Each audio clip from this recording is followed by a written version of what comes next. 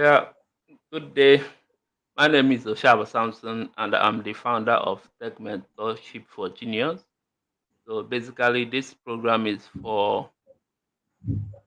to bridge the gap between the senior in the industry and the junior one. So today we'll be looking at writing certification, basically.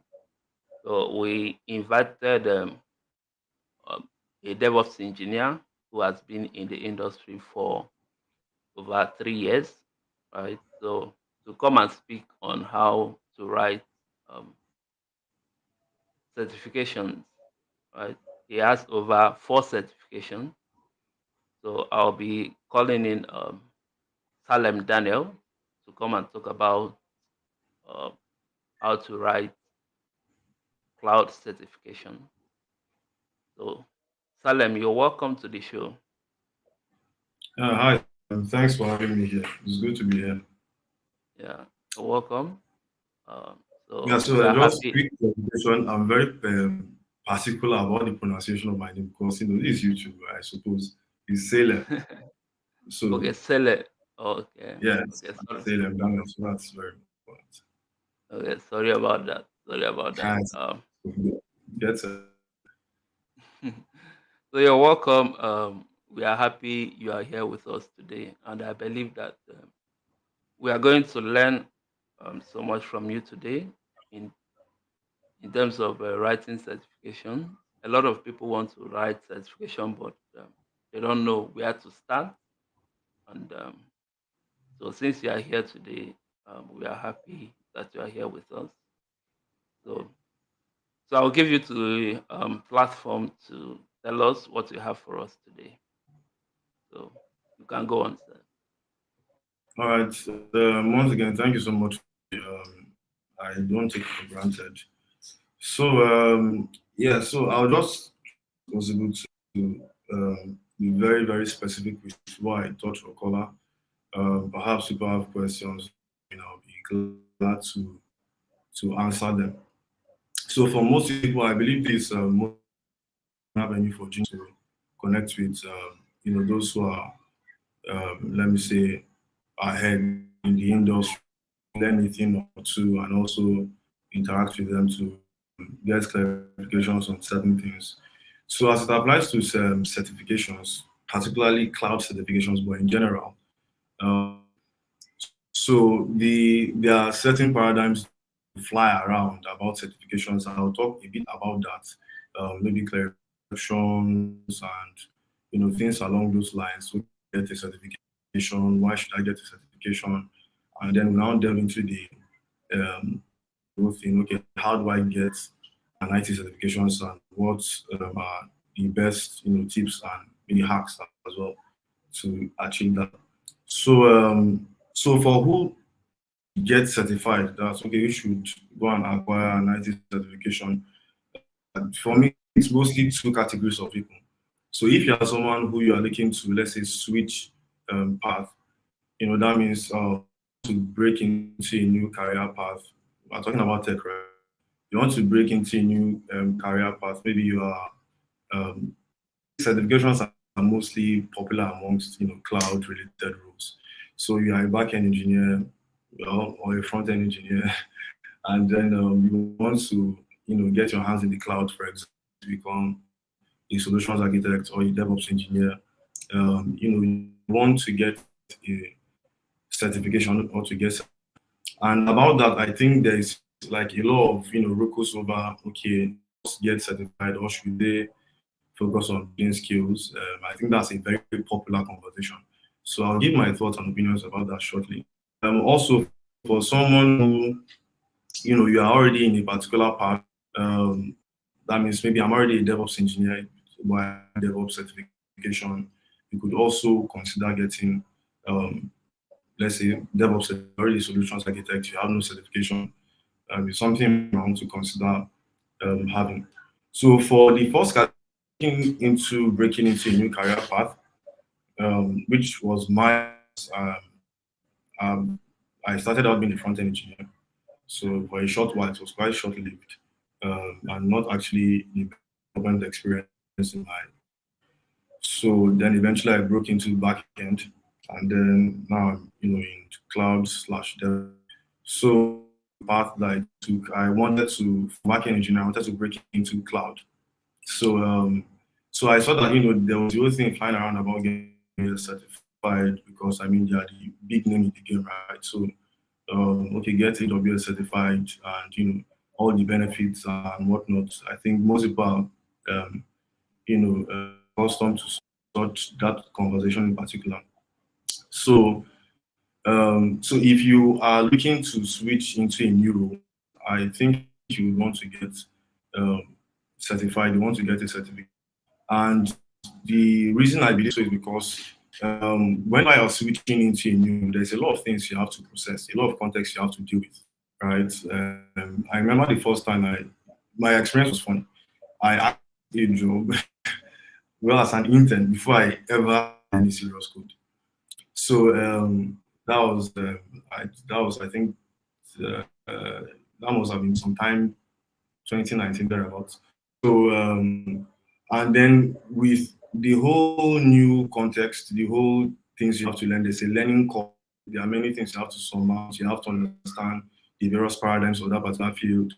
You'll be prone to a lot of imposter syndrome. So you will never feel good enough. And so Yeah. okay, Yeah. you always feel that behind and stuff like that.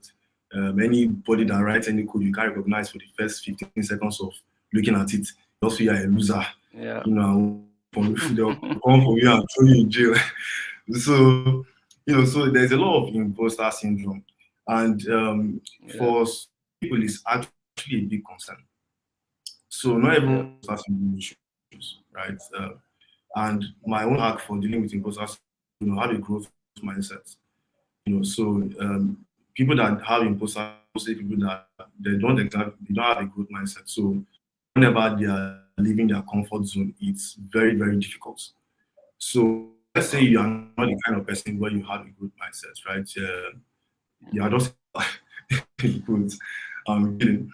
So you want to get certified because it's going to boost your confidence and secondly, it gives you a sense of direction, right? We all know Yeah. that okay is a popular one that I want to be a software developer, and for the next 5 months, all you have is one hello world project, that just hanging somewhere. So because Yeah. you have to motivate yourself, even if you're part of a community related to do anything and stuff like that. So getting a certification gives you a sense of direction as well as boosts your confidence because okay, I'm headed in a particular direction. You are actively engaging with something. Yeah. So I would really advocate for okay, you are just starting out. You want to switch cloud slash DevOps rules. But I don't see the point trying to get certified in any front end. I actually don't. Maybe because cloud is now quite popular, maybe you want to get Yeah. certified more. If you observe, most of the certifications are related to maybe backend and DevOps, CI/CD, networking security. That's not what you deal with for the most part with front end. So this Yeah. is mostly, but if perhaps you are a front end developer, you want to switch to maybe cloud or DevOps or one of those related roles, you want to do that. It's going to boost your confidence, like I said, and give you a sense of direction. You that like it's also a sign you are committed to your goal. You get the point. So you are studying to get this certification. You have a deadline to finish this module and things like that. So that really helps. So Second, I would like to. I would like to ask, like, someone who wants to um, go into cloud. Is it a must the person will have programming experience to get certified in cloud, like AWS or something? the thing is, it depends on which cloud role you are looking at breaking into. But you are advised to have a bit of programming experience, mostly scripting experience. So you should at least, have experience. I mean, there is Python. Python is like everybody's friend, not mine. And then there's JavaScript as well. So have a bit of scripting experience. Seeking to be a solutions architect, for example, you mostly have to design systems. You have to look for okay, which systems are best, which resources or infrastructure is best for solutions. So for the most part, you don't have to learn how to, code. But if you are in have a non-technical role, it's good you have some skill and experience at least at the minimum, right? It's just good if you're not a product manager or one of the technical roles, like please you should at least have just know how to write scripts. Essentially, have experience with at least one language, Python or JavaScript. Those are like the most beginner friendly. So yeah, that's what I think. That's my opinion.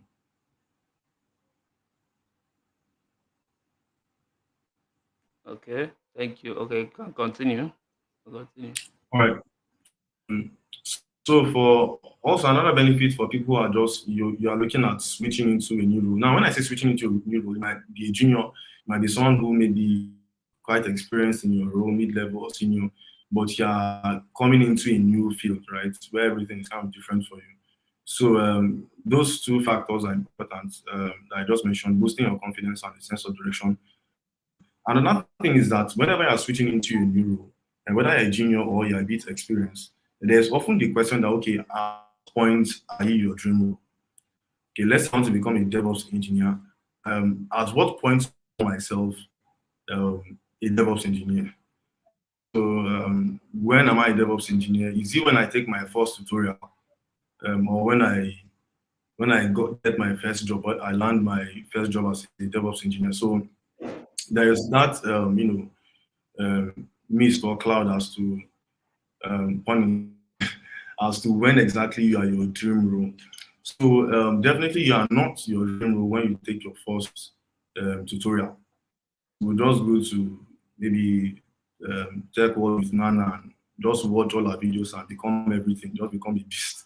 DevSecOps, everything overnight. So it's not when you watch your first tutorial, definitely not.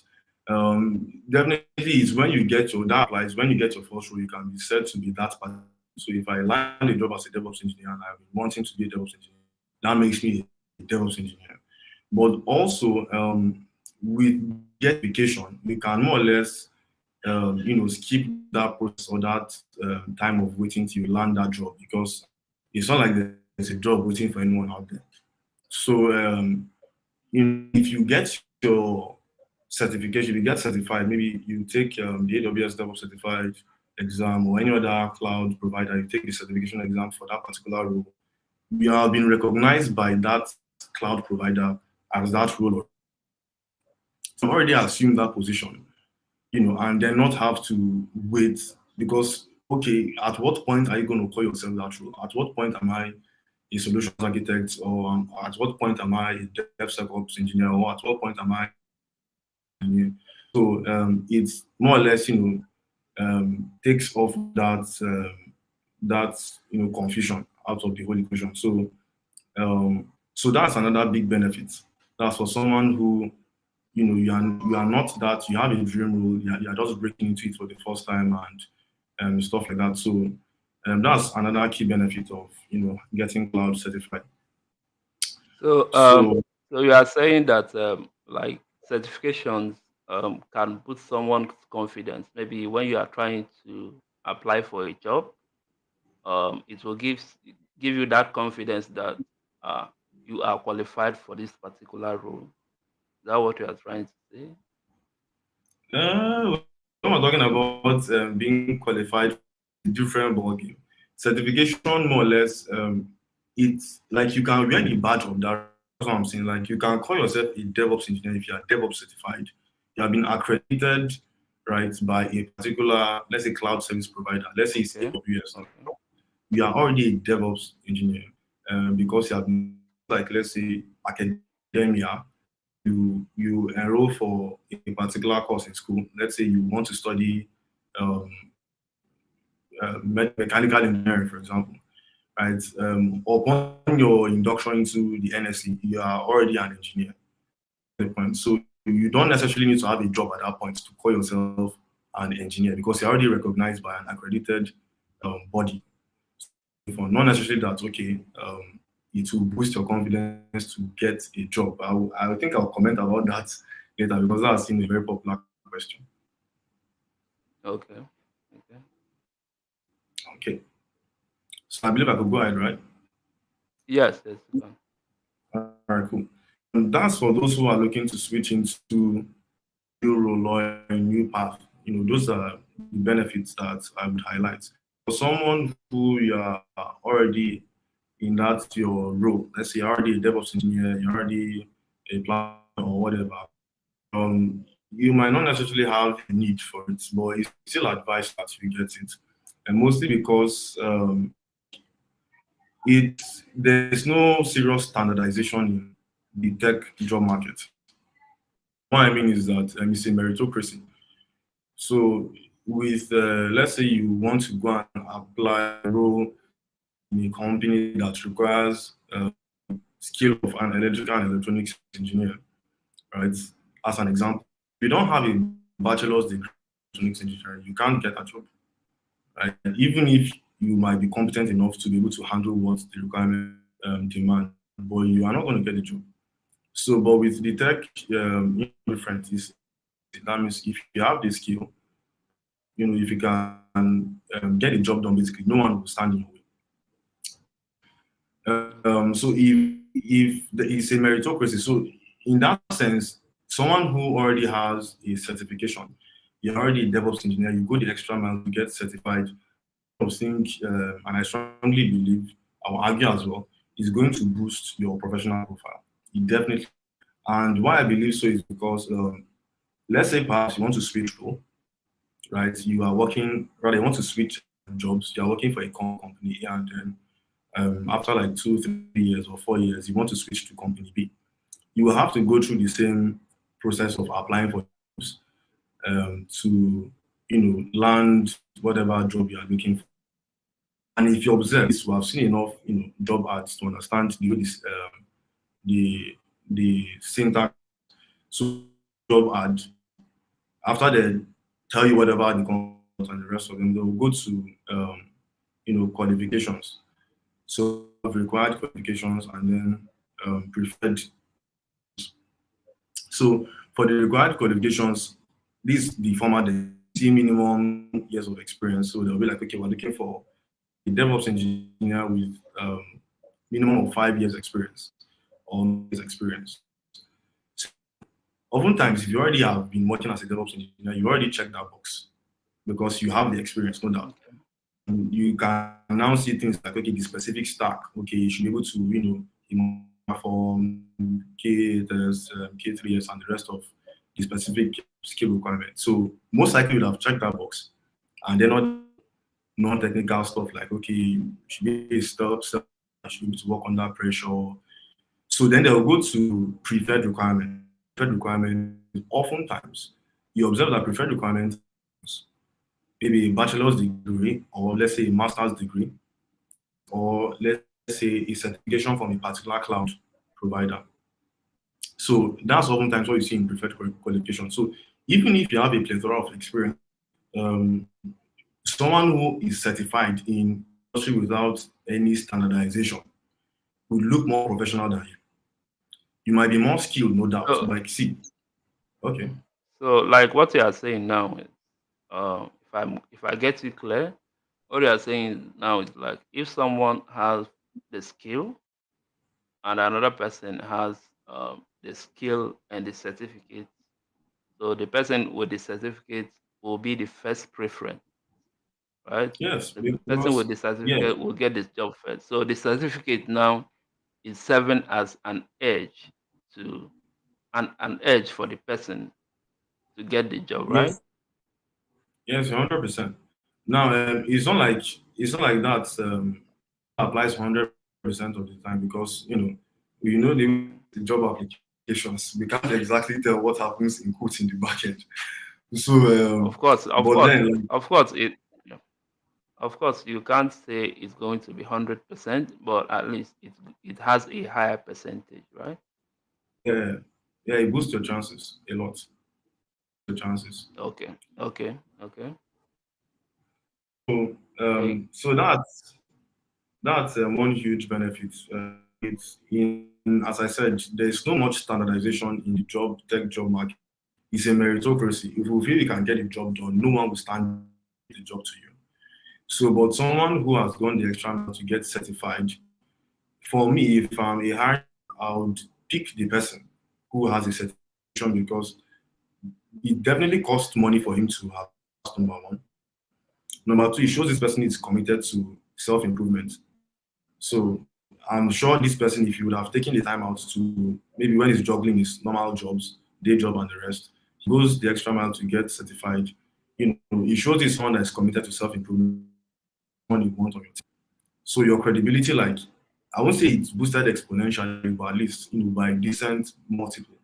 Your credibility is by virtue of having certification as a professional. You're already experienced and you already are in that field. So that's for the categories of people I feel should get certified. If you are new in you want to switch role to a particular field, you should get certified. If you're already experienced in that field, but you don't have any certification, it's something you want to do. It's something you want to do. So that's my thought on that. Okay.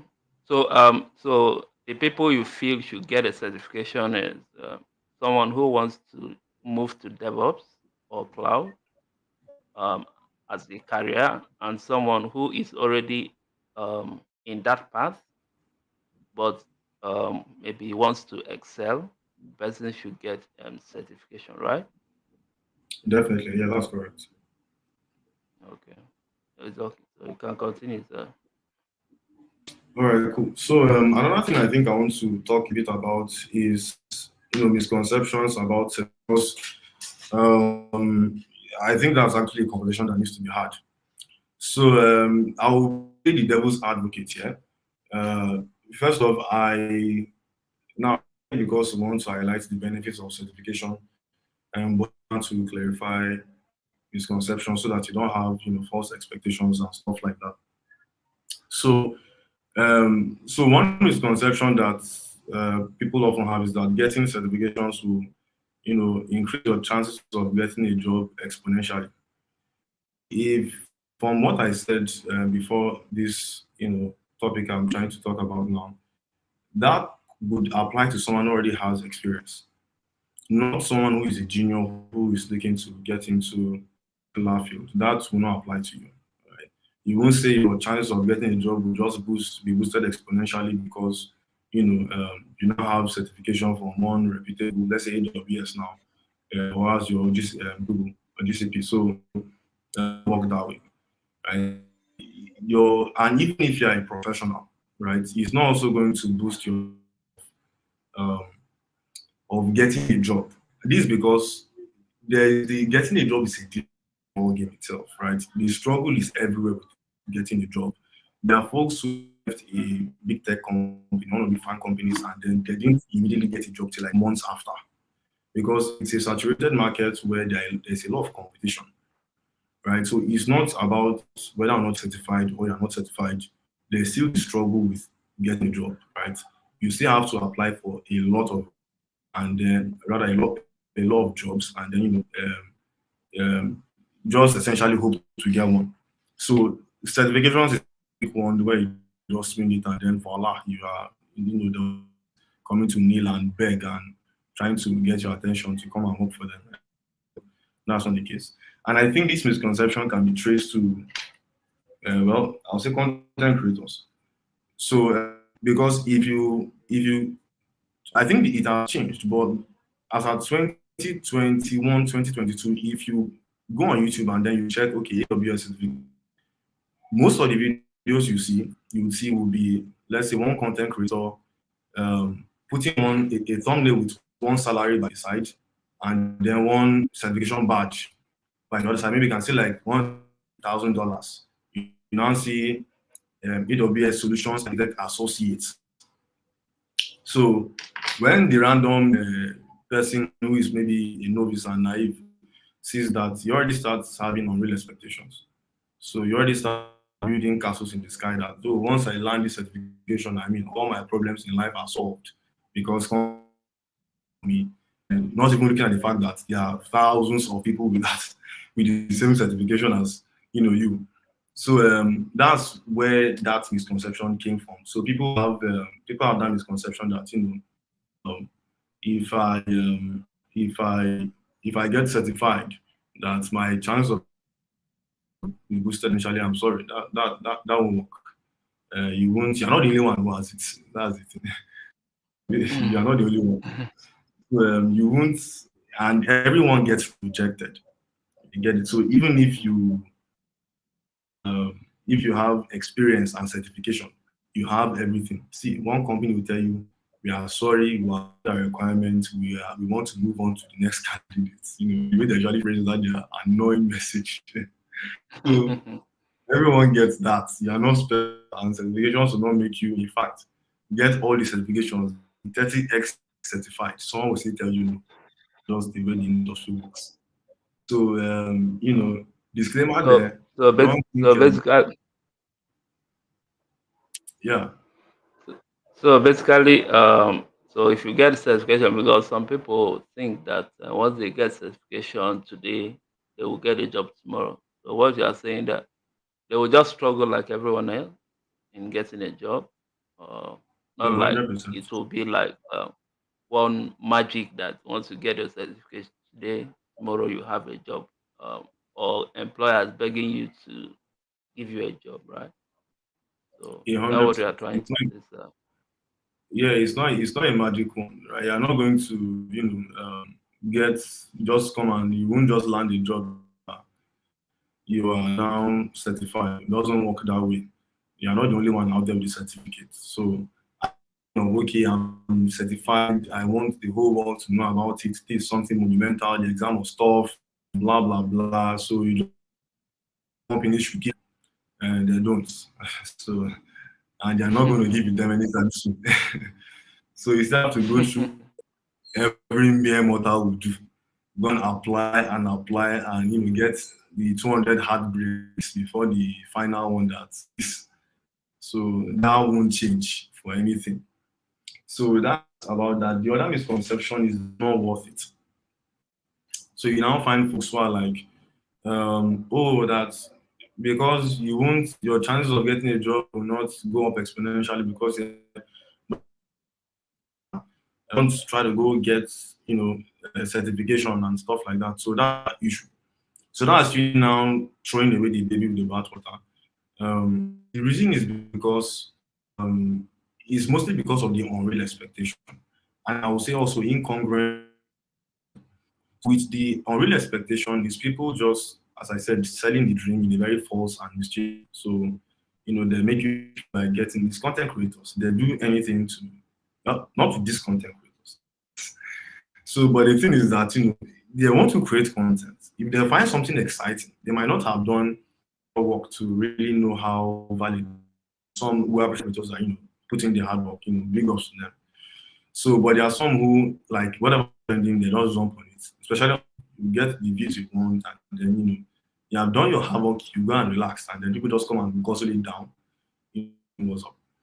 So that unreal expectation is there. The other one is incongruent. What I mean by that is that people now try to compare certifications and experience. That happens a whole lot.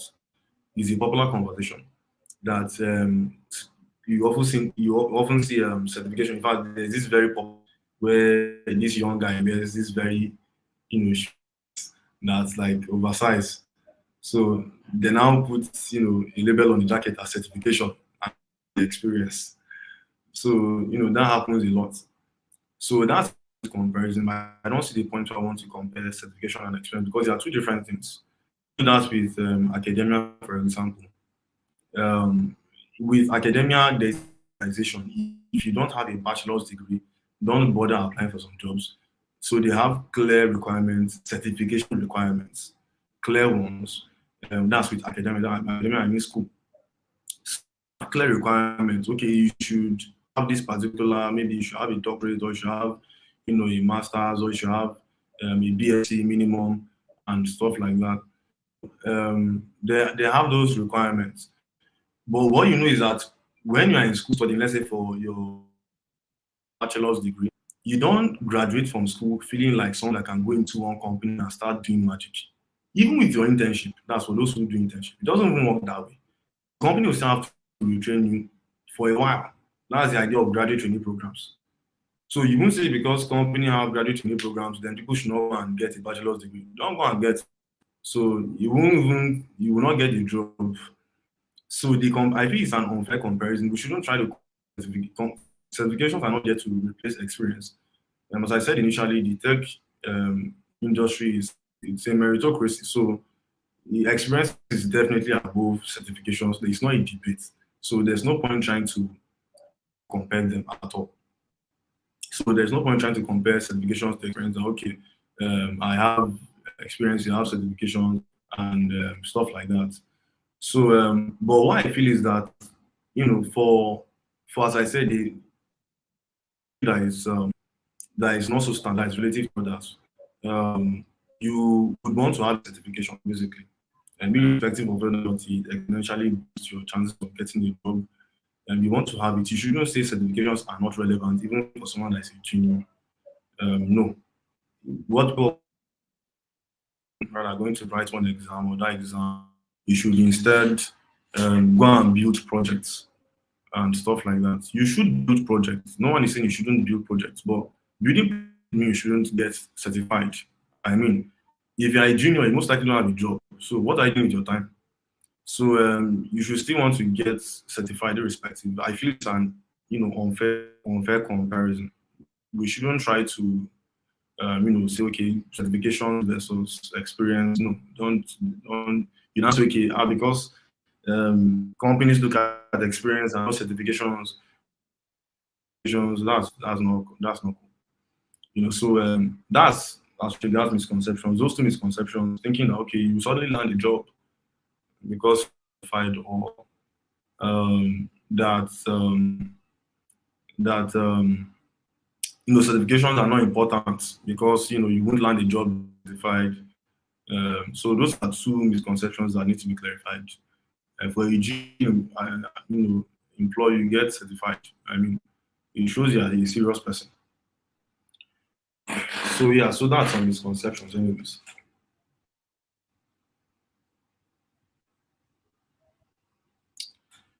So so if there is no question, the I think the crux of the holy grail of this whole thing is how to cloud certifications, how to Yeah, basically.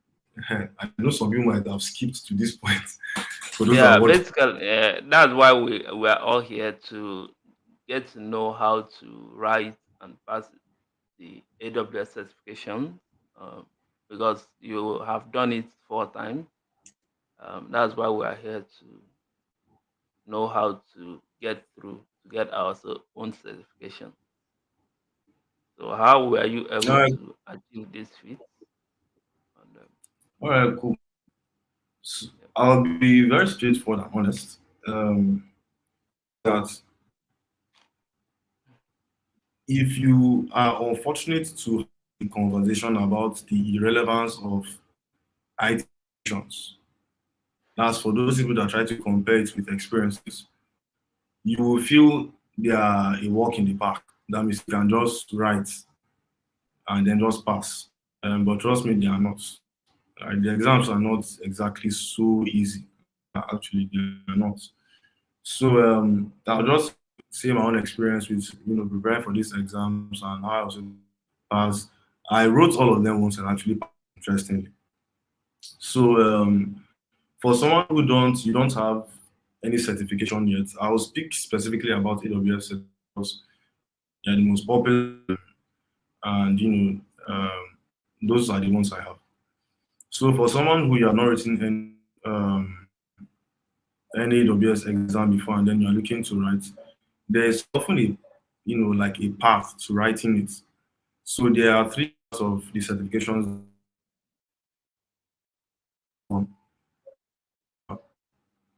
Then there are the associate levels, which I think there are about three of them, and then there are the professional level exams.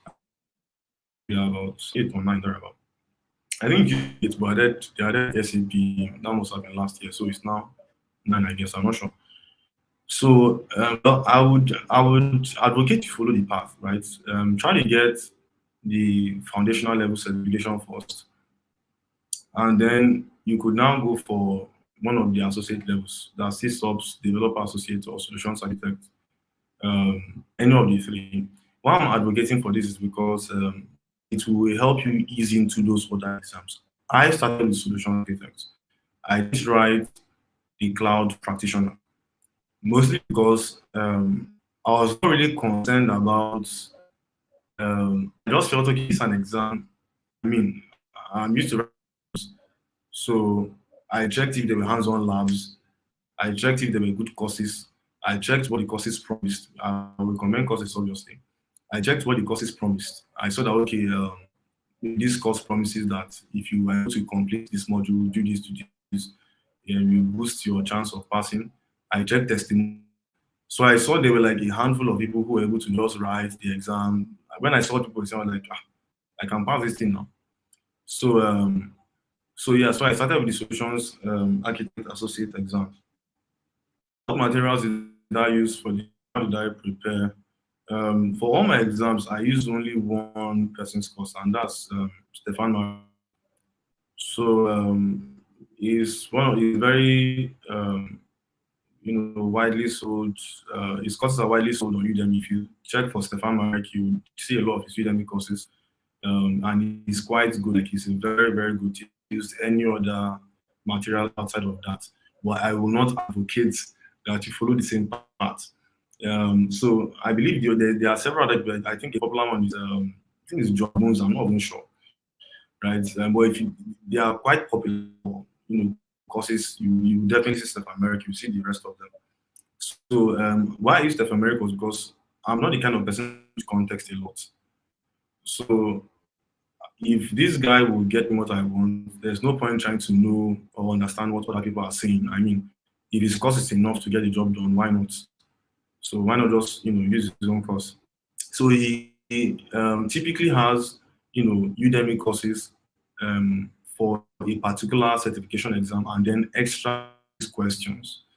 So for the foundation level exam and then the associate level exams, he has practice for I think all of them. There are about six practice exams in those. So if you get, let's say, solutions architect, to advise also buy the practice exam with it. You have six extra test exams there. To That's for Stefan Mark.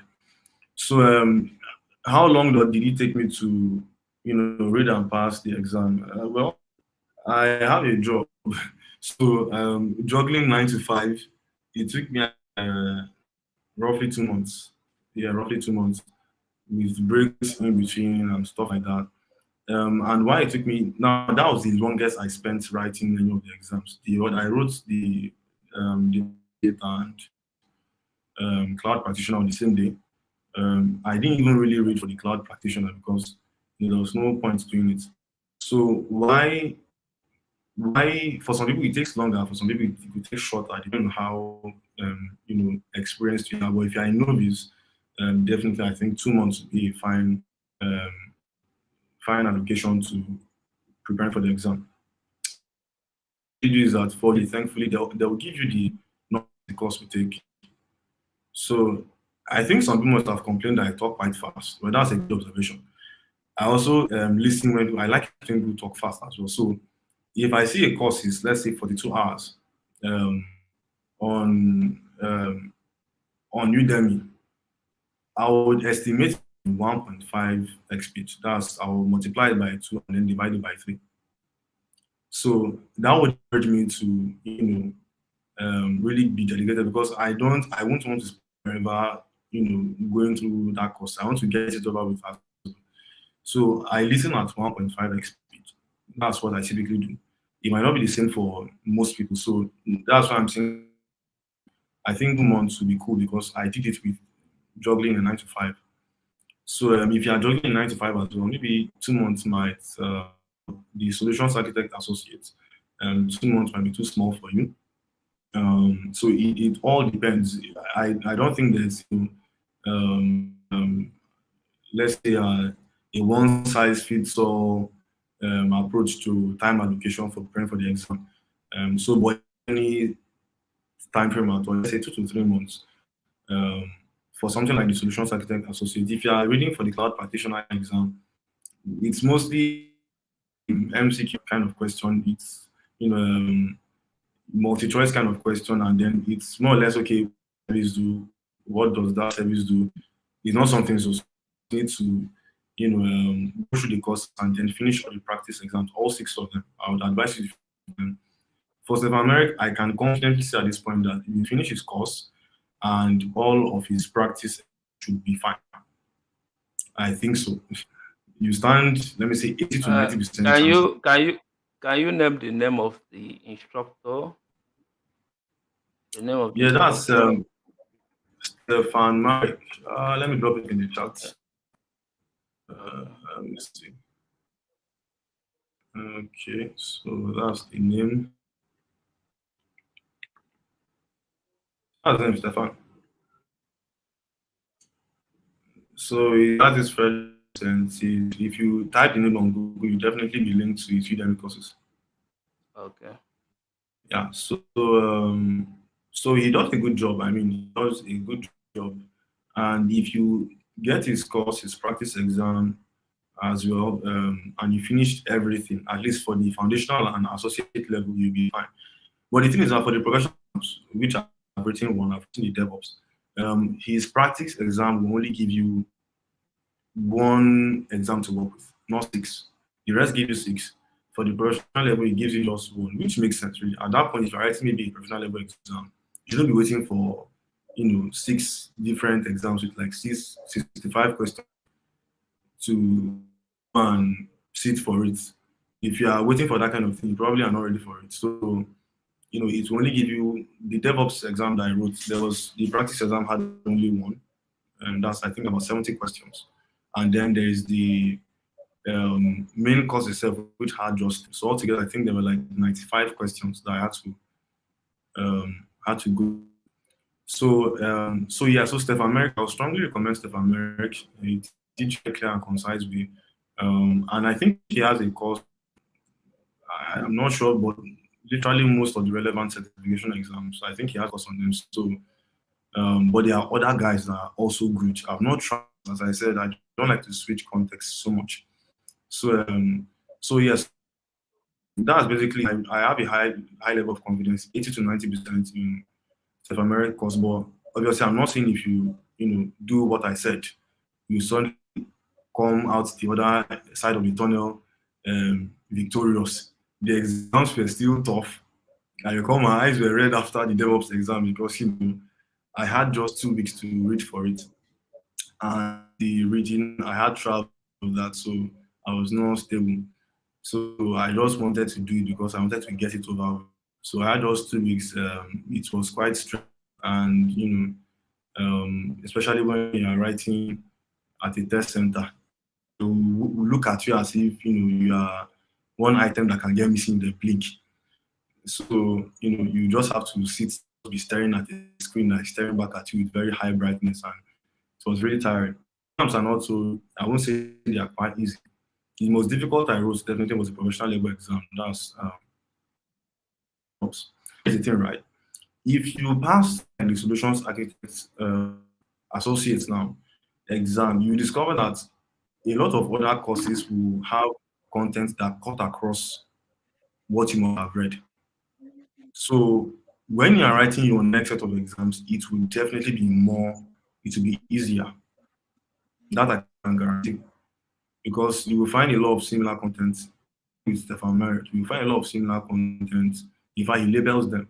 So you'll be able to prepare for it faster. If you spend 2 months for solutions architect, you should not spend anything more than maybe a month and a half for developer associate. So so yeah. So if you write one of the exams, the other ones become like handle. I mean, that would be very very easy. I was able to write 2 exams in one day and passed 80%. So it becomes quite easy as you proceed. Okay. So that's basically So what I have to say. so so basically, if you write one of the exam and pass, other ones will be easier for you to tackle, right? Yep. The rest to be others to be way easier. The one that covers the most breadth is the solutions architect because it deals with understanding a lot of services and use them at a superficial. It won't get you into the nitty gritty of how the services work and how to design architectures with, rather how to implement, configure all of them with very complicated. So, but having an understanding, okay, this is what this does, step functions are meant for this, you know, SSM is meant for this, or this what is and stuff like that. If you get to the point where you have to design a solution, maybe in like Devops or which other certification exam, it becomes easy because you already have an idea what it does. It becomes quite easy. Okay. My question is, if you someone like someone who doesn't have any experience in cloud or anything programming, so what is the first certification the person should write? Right. So what is the first Um, certification the person should write?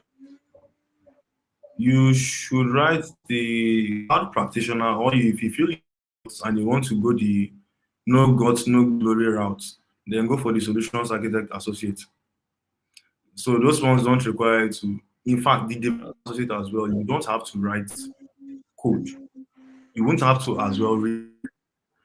The only one that has a bit of hands-on is the CSOPs. So that's it's an associate level exam. I didn't write it because like I didn't see the points. A lot of what you see in the CSOPs exam, you already find it in the DevOps.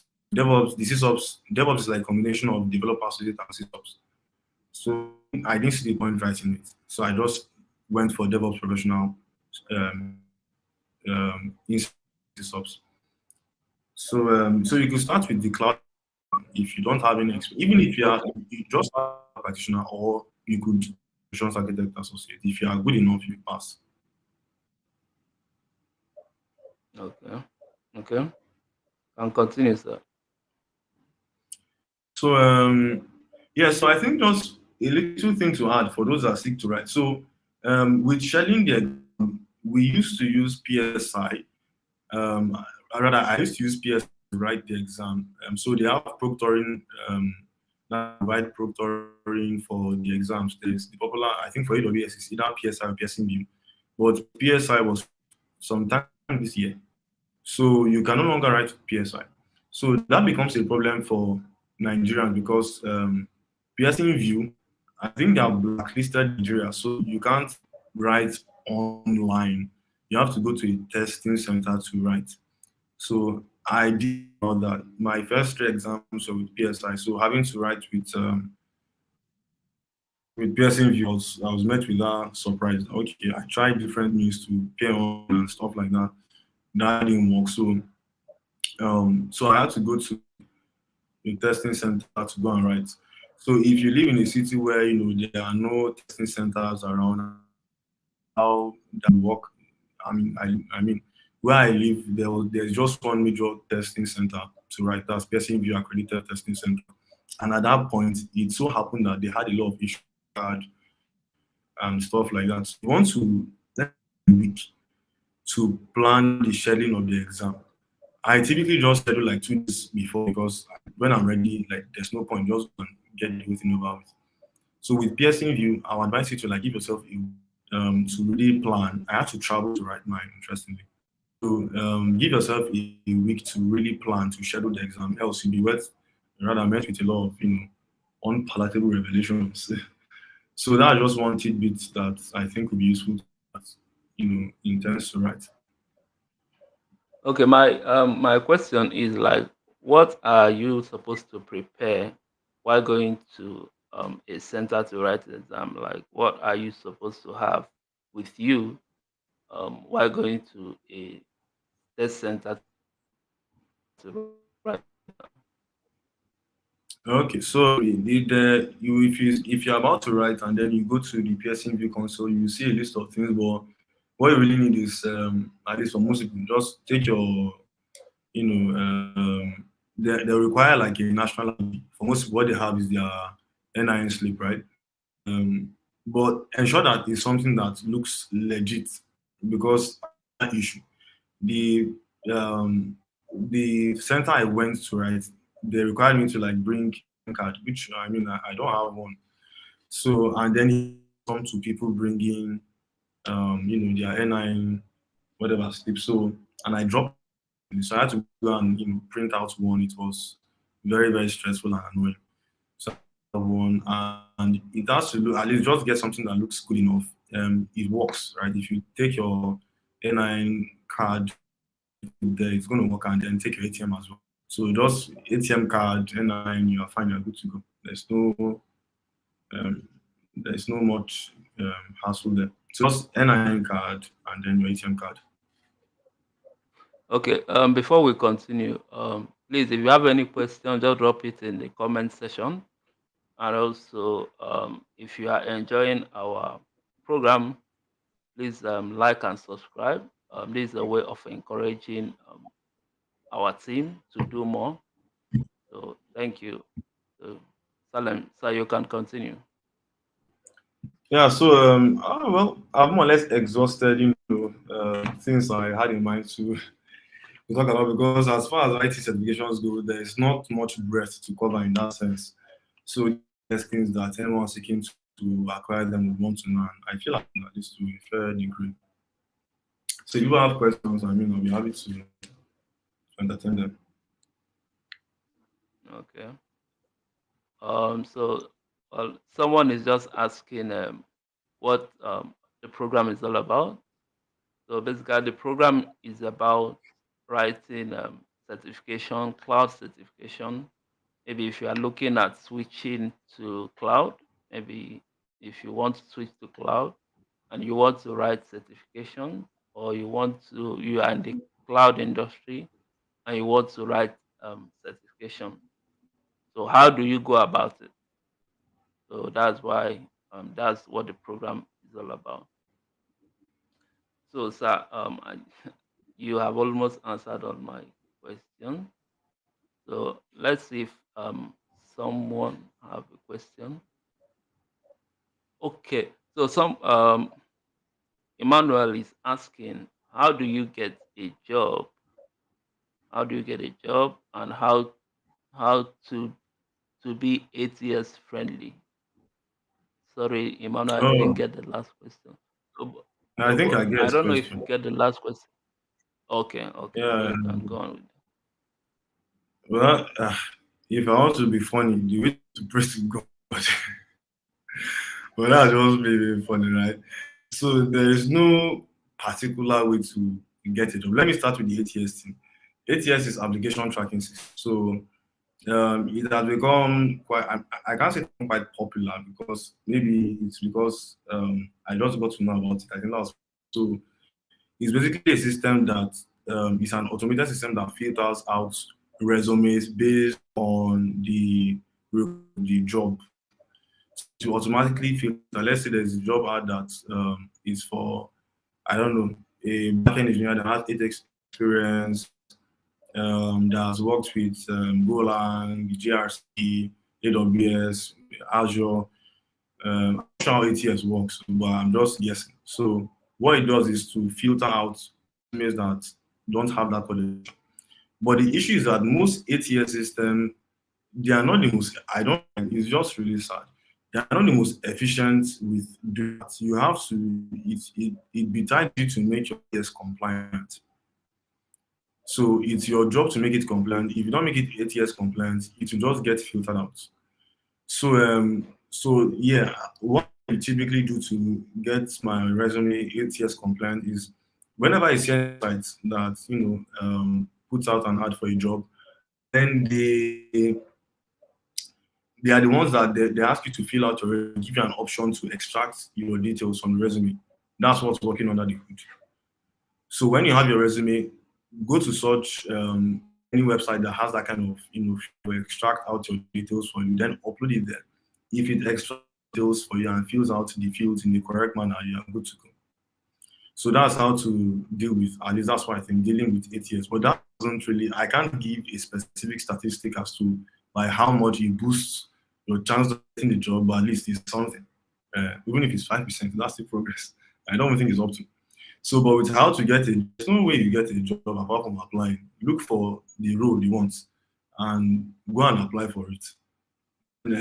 Keep your fingers crossed and don't be proud when they invite you for the interview, because you might still not get it. So as I said, there's no one way to get a job outside going to apply for many. So let's just apply for many. That's why you just apply for as many as possible. Don't job or a dreamy. You might like them, but they will not like you back. So just go and apply for as many as you want, and then ensure that make your resume really good and highlight your strength. Basically, getting a job is application. So you apply as much as possible. So even if you feel that you are not getting invitation, you continue applying till you get invitation from recruiters. So, I don't think there is any other question. So for the 8 years, we are also going to very soon. We are going to have a session on CV writing. So you can subscribe to our channel so you get notified when we'll be having that program. Right? So Salem, we thank you so much for being with us today, and we are happy. We learned a lot today from you, and I believe that this program will encourage our community, encourage people in our community to get their certification. Even those that are afraid, I think they will have the courage now to get their certification. So thank you very much for being with us. We really appreciate your time and knowledge. Yeah, thank you so much for the platform and for having me. Okay. So I believe we'll see you another time. Yeah. Thank you. I'm counting on it. I'm looking forward to it.